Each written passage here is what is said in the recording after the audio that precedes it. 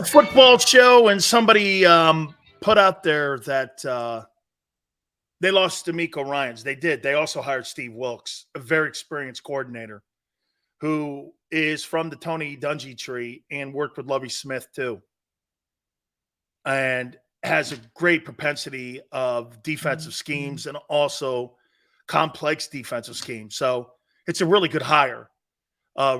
D'Amico Ryans is outstanding in the job that he did. I thought Robert Saleh did a great job too, the head coach of the Jets. So they hired an experienced coordinator, and it would have been okay. See, if Sean Desai gets that job in San Francisco, he's still got Fred Warner. That's been the conversation that I'm talking about here when it comes to what you've done in Philly. You got experience from your coordinator, your Mike linebacker, to your secondary, to the guys in front of you. All of that. You are not better than San Francisco on defense. Okay? Your corners probably are. But by the way, Darius Slay, I think he's on his back nine. We'll see how he plays this year. It'll be interesting. Be interesting because he had a horrible Super Bowl. It'll be interesting. The Niners are better than you on defense. And you're better than them by a hair on offense. By a hair. Look, AJ's the best wide receiver of the two teams. Debo, I wouldn't put, Niners, I would never put Debo Samuel in the top 10 best wide receivers in the NFL. But I would put him in the top 5 offensive players in the NFL, if that makes sense. He's not a top 5 wideout. He's not, okay? Yeah, because here, and because personally, I want to see Jalen Hurts do it again. Yeah. You have the only advantage you have between those two teams is that quarterback. That's the only advantage you have. They got a better edge rusher than you. They got a better linebacker than you. They got a better safety than you. To some, they have a better tight end than you. They have a better running back than you. They have a better, not only running back, but the running back, tight end, Debo, Ayuk combination is better pass catchers because once you get to 3 with you, you're hoping that Swift turns into something and that Goddard stays healthy. Hey, Kittle too. And McCaffrey. That could be, if you're going to watch anything this year, there's a couple things between the two teams. Does the quarterback do it again? There's more of a question there than there is obviously in Philly. There's way more of a question. Jalen's got to kind of put together the same season he had a year ago, and they'll be right there again. Like I said to you guys before, Jalen Hurts' improvement, I don't give a shit about improvement. I want consistency. If he continues to put the same type of years up 5 years in a row, the Eagles are going to be in the NFC Championship game every year with the numbers he has. He doesn't have to get better. He has to be consistent like that. Everyone's expecting more money or more yards because you pay him more money, more touchdowns. That's not what they're doing here. If Jalen Hurts puts up 3,800 yards, 22 touchdowns, and 5 picks, and 800 yards rushing, they're going to be in the NFC title game again. 4,500, what that means. It doesn't matter. Okay? It truly doesn't matter. Hurts is going to be gauged on his consistency, not by his improvement on numbers. We see guys improve in numbers all the time. Does that benefit winning in the postseason? He's not Mahomes. He's got to be what he is with the guys around him that he has. This improvement conversation on Jalen is not about numbers. It's about consistently putting these kind of numbers up that he's doing now. It's not about 30 touchdowns. Dude, you guys talk like fantasy football nerds. Okay? And it's easy to have fun with you guys. Because when I say he's not going to throw for $4,000, in really retrospect, does it matter? Does it matter? Barb goes, I'm tired of Mahomes, just like you were tired of Brady. People get tired of consistent champions. Because you know why? Those guys are the upper shelf. Those guys are who you're gauged against. If you're going to pay Jalen Hurts $50 million a year, I hate to tell you this, Barb, he's not going to be compared to Kirk Cousins anymore. He's not going to be compared to Ryan Tannehill anymore. You're being compared to those guys because Kyler Murray too. Lamar Jackson too. You're no longer compared to Bailey Zappi.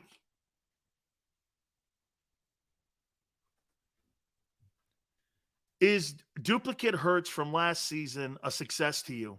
Yes. Yes. 67% completion percentage, low turnovers, getting everybody around him to have career years. Once again, Trucker, think about what Jalen Hurts. Jalen Hurts did not have a sensational statistical year by any stretch. By any stretch. When you compare him to the rest of the league. But what did he do? Career years for the running back. Career year for the two receivers. Career year offensively for the entire unit. Of really, if you think about it, Jalen had really the least of all those guys. He was a little... What did he throw the previous year? 3,100, 3,200? So he only improved 600 yards. Wasn't like he had a ton. And some of you go, well, he missed games. Well, he's missed games every year he's played. He's missed games every year he's played. Yeah. And he's going to miss games. Now, the problem with missing games this year it might cost you home field. Last year, the NFC was so bad. It's not that much better this year. Now, look, I would say this. Here are the outlier teams. I think we all agree. San Francisco, the Cowboys, and the Eagles are your three guys with the Eagles leading the room. Okay? Is that fair? Right? But I would put out there two teams to keep an eye on. Maybe three teams. And I'm going to put them in order. Tone, you might agree or disagree with me here on this. I'll say this. On the NFC side, will the Vikings be better with Brian Flores as D coordinator instead of Donatello, who they had up there a year ago? How much of an improvement will that defense have where they could compete against the Niners and the Cowboys? Do they close the gap with a new coordinator? I don't know. I think the Vikings, I want to see Addison, how he's being put in, but you lose Dalvin Cook. Dumb move. Why'd you lose? So you lose Dalvin Cook and 1,200 yards rushing. Where are you making that up? Your quarterback doesn't run like Hurts. Where are you making that up? Where do you think you're making that up? I mean, I don't know about the Vikings, but I do everything in my power to try to re-sign him. I don't know. I just or maybe call the Giants and see if you want to make a trade for Barkley. I don't know, man. I don't get that move. I just don't get that move. You lose 1,300 yards. You see, losing 1,300 yards in Philly, you got a guy who had 800 yards almost, and Jalen Hurts. You're going to go like this. It's a loss, but plus the guys we have and guys we signed. I mean, look at it, right? So what do you have to do? What is it, Tone? Dude, if 4 guys get 300 yards, you kind of covered that with Hurts running for 750. So you're hoping 3 guys get 300 yards. 325 yards, 350. If 3 guys get 350 yards with the collection of backs they have, and Hurts gets 735, you're still in the park. You're really still not losing anything. And Swift might bring a screen game that you didn't have a year ago. Okay? So again, I mean, where's Minnesota? Where's Minnesota covering that? I don't see that. I don't see where Minnesota's covering 1,300 yards of offense from a guy who had 4.7 a carry and has been 1,000-yard back for you for the last 4 years. Makes no sense. You just didn't want to pay him. Okay. Well, that's going to cost you. Okay.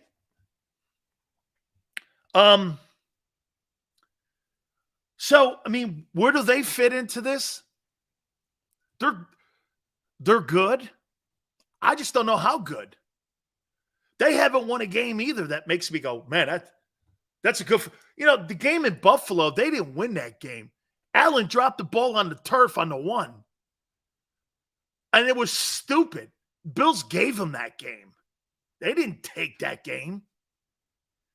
The Bills gave that game away. So, you turn around and you go, man. And beating Green Bay last year was not that big a deal. Was not that big a deal. So I look at Minnesota and go, you know what? They're like the northern version of the Cowboys. Don't win a game that matters. Here, I'll throw this other team in there. The Saints. I like Derek Carr. I do. Here, I'm going to show you guys something about how many people think Derek Carr is a good quarterback. How many people think Derek Carr is a good quarterback? Would you say Derek Carr is a good QB? Derek Carr stats.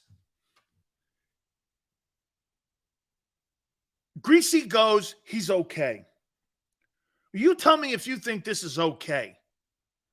This is Derek Carr. How many years has he been in the league now? 1, 2, 3, 4, 5, 6, 7, 8. He's 10 years in the league. And these are his stats moving from this last year going to his first year. And remember, they benched him. He had 3,522 and 24 touchdowns. Year before that, he had 4,800 yards and 23 touchdowns. The year before that, he had 4,100 yards, 27 touchdowns. The year before that, he had 4,100 yards and 21 touchdowns. The year before that, he had 4,100 yards and 22 touchdowns. The year before that, he got hurt. He had 3,600 yards and 28 touchdowns. The year before that, he had 4,000 yards and he had 32 touchdowns. In his first year in the league, he had 32, 70, and 21 touchdowns. You think that's okay? So for his 10 years, he's averaged 3,500 yards. He's at 35,000 yards right now. And he's 30.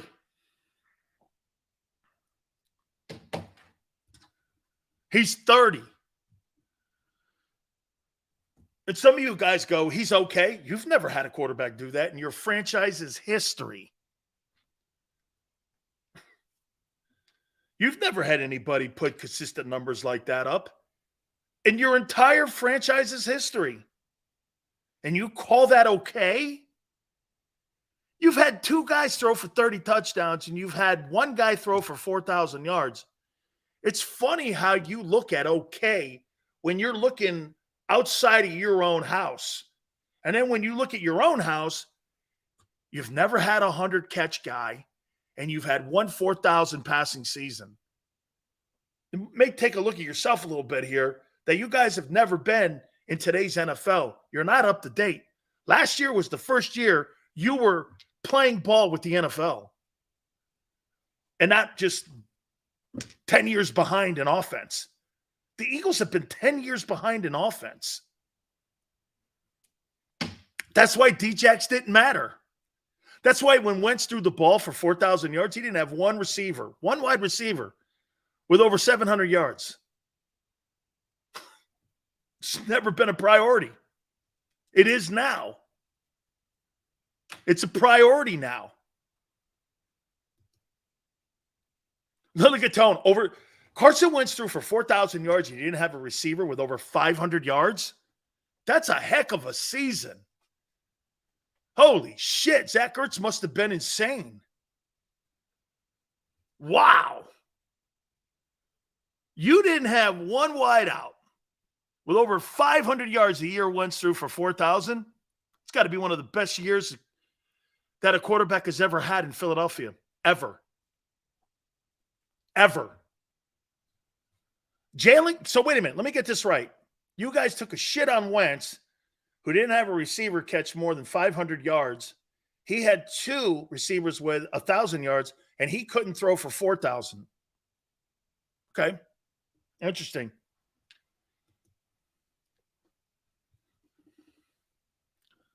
That was my last year rooting for Wentz. After that, he fell off the cliff. He sure did. But, Tone, this is what I say to you guys. Some guys have long careers. Some guys have short careers. We see it all the time. Okay? You see it all the time. But that's, hey, but the year that he threw for 4,000, that's not the year you guys won the Super Bowl. The year he threw for 33 touchdowns was the year you guys won the Super Bowl. He threw for 33 touchdowns in 17, threw for 4,000, I think 2 years later. 2 years later or a year later, I think it is on his resume.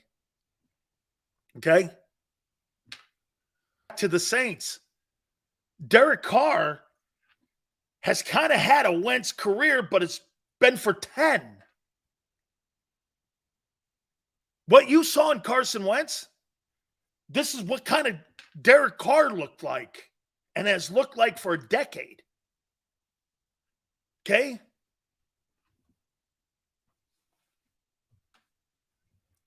Keon goes like this. Sills loved empty stats. 33 touchdowns in a Super Bowl? It's not empty stats, dude.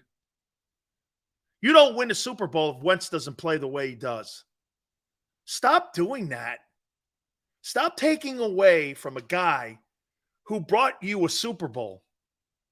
If Carson Wentz doesn't go 11-2, you don't have home field, and you ain't winning it. You ain't winning it.